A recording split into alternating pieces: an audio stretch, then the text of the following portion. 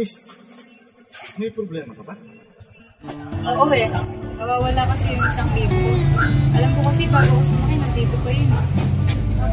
Ganun ba? Naku, mahirap nga yan.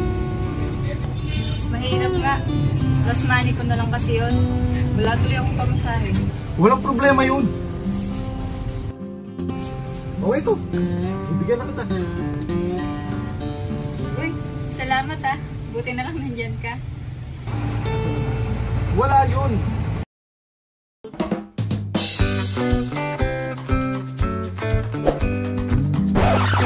Uy, 1,000 to ah. 1,000 to ah. Swerte ko naman.